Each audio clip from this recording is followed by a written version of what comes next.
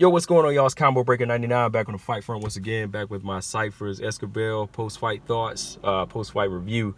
Make sure y'all subscribe. This fight, it wasn't really like a big eventful fight.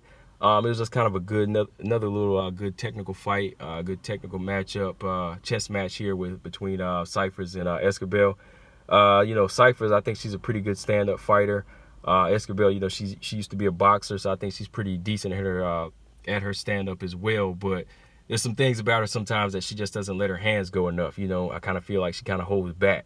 I really wouldn't call her gun shy, but maybe the fact that she kind of still kind of carries her boxing over, where she's being a little bit more cautious and trying to pick her shots. Whereas Hannah Cifers, she's in there to let her hands go. As soon as she gets in that punching range, she's trying to hit you with whatever she has. Especially that overhand right. And Cifers, she definitely won this fight pretty clearly to me.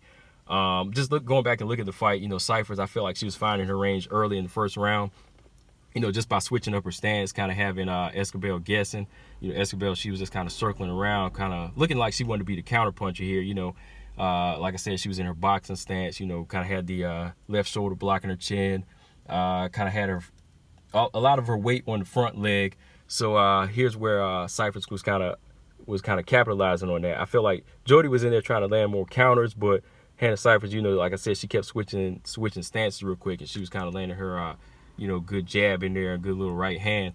And Jodie, she would come back with her right hand every now and then, but like I said, I think that her being on the front foot kind of left her as an open target for Cifers. Cifers was able to hit her with some pretty good strikes, good 1-2s, and then hit her with her right kick to the calf of Jodie Esquibel.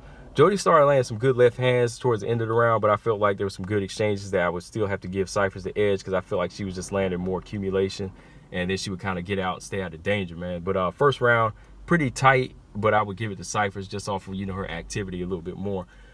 Second round, man, this was a good round. Hannah Cifers, opening part of the round, man, she landed a good low kick, right to Jodie Esquibel's leg, man. You can see how she buckled. That kick looked like it took a lot out of her, because when she got hit, you could really see like that leg buckle, and she just kind of like grabbed onto Hannah Cifers and went in for a takedown.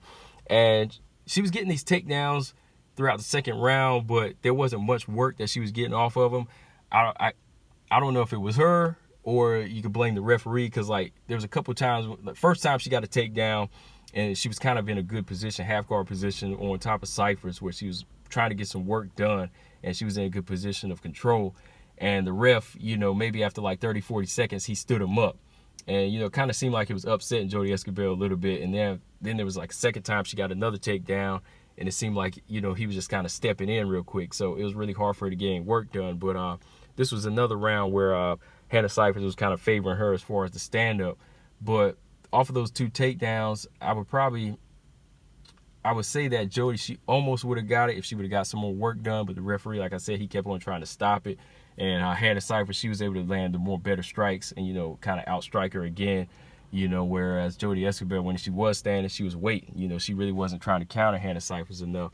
And I think she was kind of letting the rounds fall every time Hannah Cifers would get her work done. But last round, Jodie, she started off throwing short jabs, really not getting in range of Cifers, and Cifers was just kind of using her kicks at the range, which was more effective. Using those kicks, she was actually scoring, whereas Jodie Esquibel, she was kind of hitting the air. Cifers, she was able to land a good right hand up top and landed another good hard kick to Jodie's lead leg. And Jodie, like I said, Jodie, she was being very front heavy like a boxer in this fight. That's why Cifers was just able to land those kicks and do some damage to that leg. And then she followed up with a good kick to the stomach I think it was kind of effective. It looked like it hurt Jodie Esquibel a little bit, but Jodie knew she was getting outstruck in this fight, so she went in for another takedown. But against Cifers, I feel like she was more effective on the bottom. She was on the bottom, but she was controlling the neck of Jodie and the arm until, of course, again, they got stood up, and Jodie couldn't really get anything done. Back in the standings, Cifers, she started walking Jodie down, landing some good combinations just to take the round. About last 10 seconds in, Jodie, she secured another takedown, but they got stood up. But when they stood up, Cifers went right back to landing some good right hands at the bell. And she caught her at the bell. Looked like I that shot landed right on the bell, and it looked like it almost stunned Jodie a little bit. So, you know, I think she kind of took the round again. Cifers took the round again with her striking, man. But overall, it's good little action. Not really a big eventful fight, just kind of a good technical chess match here and there. Had its moments. But Hannah Cifers, I felt like she did win the fight. Jodie Esquibel, I think she just didn't do enough in this fight. You know, she didn't commit. She didn't take too many chances. And, you know, this was a fight that she had to. You know, she's 0-4 in the UFC now. You know, she hasn't had a win since her Invicta days, you know. And, you know, this is big, man. She might be getting cut. You know, there's a lot of pressure here. But, you know, there's times like when you know this is all you got to go for broke, you know.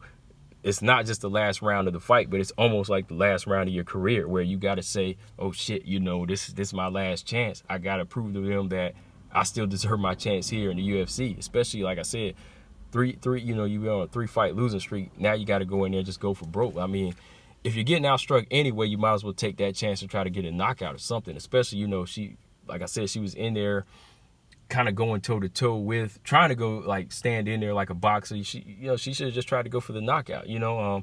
I mean, that's all I can say now as far as, like, Jodie Esquibel, her chances now. I mean, I really don't know what she could do from here. I don't know what's going to happen. She probably will be getting cut from the UFC. She might be going back to Invicta. But that's just, you know, that just happens sometimes, man. Sometimes, you know, if you don't know how to switch gears, get to that next level, there's always going to be another fighter in there that will, you know, especially they'll know how to capitalize, man. But, yeah, that's all I got on this one, guys, man. Like I said, it wasn't the best fight. You know, shout out to Hannah Cifers. You know, she definitely earned a win. She's been putting together a good string of wins. You know, she's been getting better and better herself. Definitely shout out to Hannah Cifers. Make sure y'all subscribe. Combo Breaker 99. I'll be back with another video. I'm out. Peace.